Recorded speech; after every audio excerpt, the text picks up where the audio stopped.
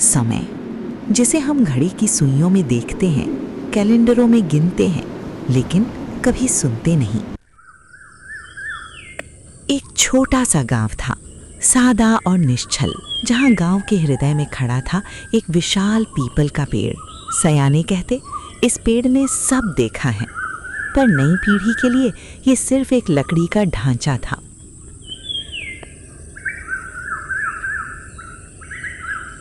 हर रोज भोर की पहली किरण के साथ एक वृद्ध वहां आता।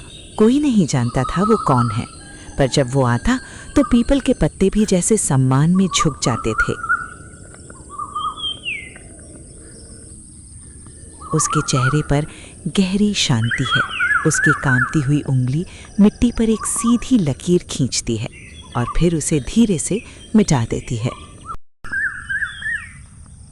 गांव में एक बालक था, माधव, बाकी बच्चों से अलग।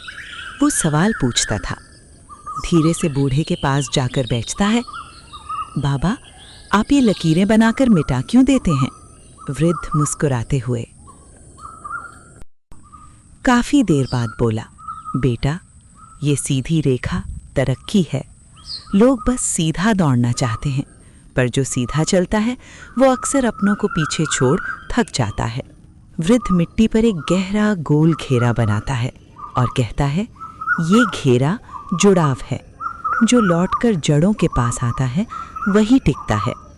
गांव अब सड़क बन गया है, जहां से सब गुजर जाते हैं, रुकता कोई नहीं। उस रात एक भयानक तूफान आया, तेज बारिश और बिजली की कड़कड़ाहट। पीपल की टहनियां जोर जोर से हिल रही थी। अगली सुबह वो वृद्ध नहीं था, रह गया था तो बस मिट्टी पर उकेरा गया वो गहरा गोल घेरा। धीरे धीरे गांव बदलने लगे। लोग अब मोबाइल छोड़कर पीपल के नीचे बैठकर बातें कर रहे हैं। लोगों ने फिर से मिट्टी को छूना और रिश्तों में सांस लेना सीख लिया। किसी ने कुछ नहीं कहा, बस सब रुकना सीख गए। माधव अब वृद्ध हो गया है, पीपल के नीचे बैठा है। एक छोटा बच्चा उसके पास आता है और कहता है, काका, आप मिट्टी पर क्या लिख रहे हैं? माधव ने शांति से कहा, मैं समय को समझा रहा हूँ कि अब भागने की जरूरत नहीं, हमने ठहरना सीख लिया है। पूरा गांव एक शांतिपूर्ण घेरे की तरह दिखाई देता है। समय कहीं नहीं जाता, हम पीछे छूट जाते हैं, पर जो कभी कभी रुक न जानते हैं, समय वहीं बैठकर उनका इंतजार करता है।